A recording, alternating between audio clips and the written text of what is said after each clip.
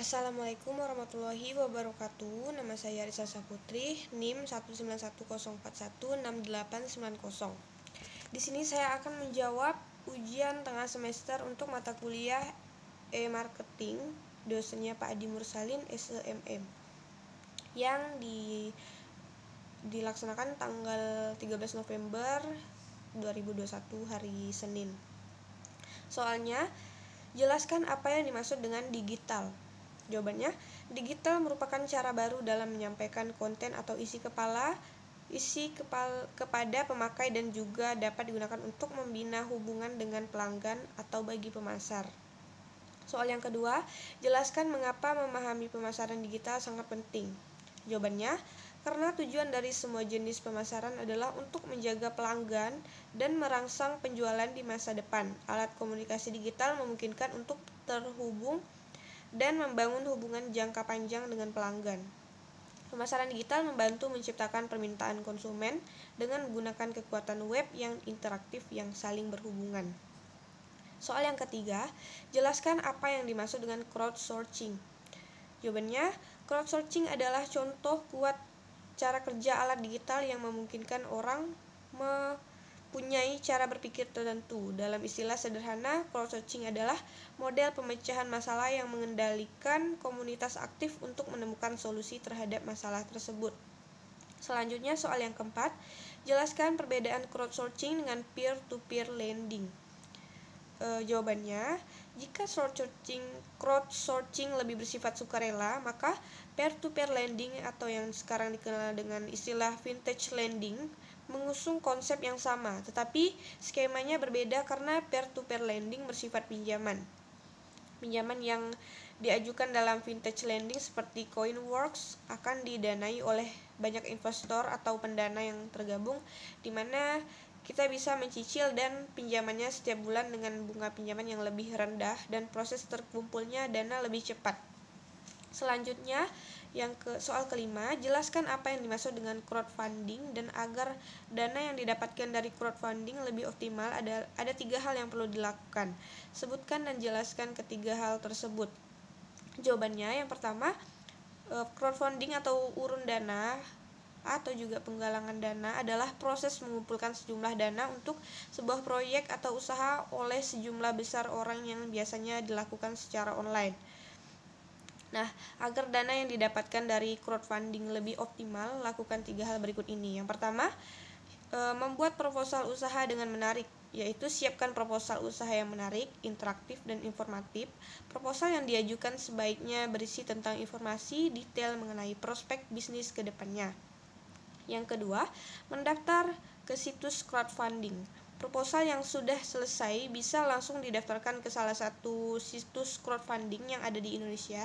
Pilihlah sekiranya situs crowdfunding yang terpercaya dan sudah terkenal, karena di situs itulah para pemilik modal biasanya berkumpul. Yang ketiga, mengunggah dan memantau perkembangan proposal usaha. Setelah menemukan situs crowdfunding, unggahlah proposal usaha yang sudah dibuat. Jangan lupa untuk terus memantau perkembangan kampanye dari proposal yang diunggah tadi. Apabila salah seorang pemilik modal bertanya mengenai prospek usaha yang tertera di crowdfunding, jawabannya adalah singkat, padat, dan jelas. Soal yang keenam, cara mendapatkan uang di internet memang gampang-gampang susah, apalagi ada beberapa metode yang harus kita lakukan. Bagi kamu yang ingin mendapatkan uang di internet, berikut ini adalah cara-caranya. Coba Anda jelaskan dan cara mendapatkan uang di internet. Yang pertama ada unduh aplikasi microtasking. Mengunduh aplikasi microtasking, untuk mengunduh aplikasi ini kamu hanya perlu menggunakan smartphone dan mengunduh aplikasi yang memberikan rewards.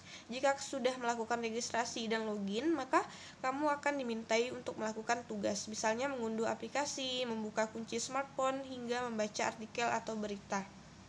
Yang kedua, menulis blog atau artikel SEO friendly. Menulis blog atau artikel SEO yaitu singkatan dari Search Engine Optimization. Untuk memulainya, kamu harus memiliki minat menulis dan menentukan jenis tulisan yang akan dibuat, seperti kesehatan, gaya hidup, otomotif, teknologi, hingga kuliner. Selain itu, kamu juga bisa membuat blog atau menulis posting dengan SEO friendly agar bisa masuk ke halaman pertama mesin pencarian seperti Google, Yahoo, atau Bing. Yang ketiga, mengisi survei online. Dengan cara mengisi survei online dengan mengisi survei tersebut, kamu akan mendapatkan imbalan berupa sejumlah uang yang bisa ditukar dari akunmu. Yang keempat, menjadi reseller domain atau website. Dengan menjadi reseller, kamu bisa membeli, menjual kembali produknya. Semakin unik nama domain kamu, maka semakin mahal pula harganya.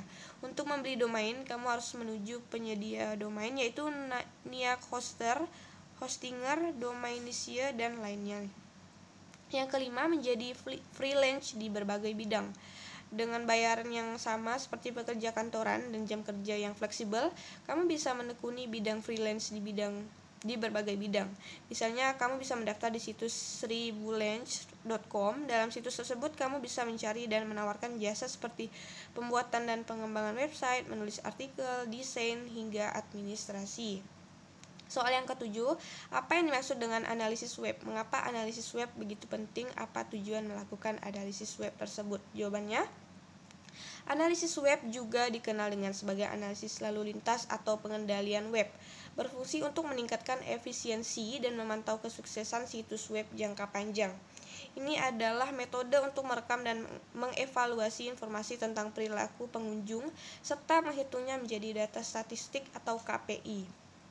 Nah, tujuan analisis web, banyak statistik kunci dihitung dan diamati sebagai bagian dari analisis web. Secara umum, masing-masing indikator ini merupakan insentif untuk mengambil tindakan terhadap perbaikan. Oleh karena itu, sangat penting bagi operator situs web untuk fokus pada tujuannya utama mereka dan menetapkan prioritas dengan benar. Jika demikian, maka pengenalan yang konsisten dan cepat dari ukuran yang ditargetkan adalah mungkin.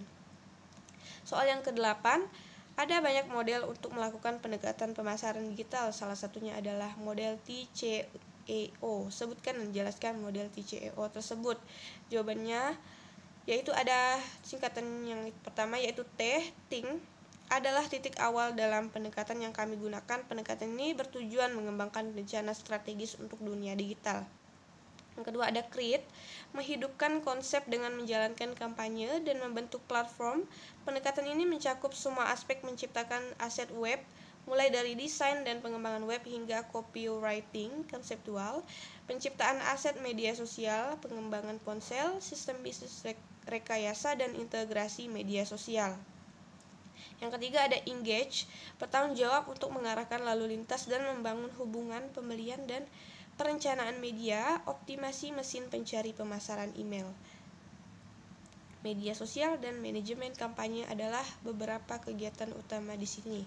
Dan yang terakhir, optimis adalah tentang perbaikan berkelanjutan. Ini memberikan wawasan dan pelajaran melalui analitik, penembangan data, optimasi, dan pengujian konversi optimisme relevan pada setiap tahap proses. Dan yang soal terakhir, yang ke-9, sebutkan tugas-tugas yang sudah Anda kerjakan sebelum UTS e-marketing. Jawabannya, meringkas dan merecord video dari bab 1 sampai bab 2. Yang di bab 1 berisi tentang menerapkan digital dalam pemasaran, memahami pemasaran, understanding digital marketing, ada pengertian crowdsourcing, perbedaan crowdsourcing dengan peer-to-peer lending, pengertian crowdfunding, pemirsa digital, mengelompokkan menyesuaikan pesan, tujuan analisis web sebagai alat untuk SEO, dan model TCO. Dan yang kedua berisi tentang memahami strategi pemasaran, memahami lingkungan, memahami bisnis, memahami pelanggan, memahami pesaing, strategi pemasaran digital, ada blok bangunan strategi pemasaran, analisis SWOT, dan yang terakhir ada taktik dan evaluasi. Demikian itu saja jawaban UTS untuk mata kuliah e-marketing saya. Saya ucapkan terima kasih. Assalamualaikum warahmatullahi wabarakatuh.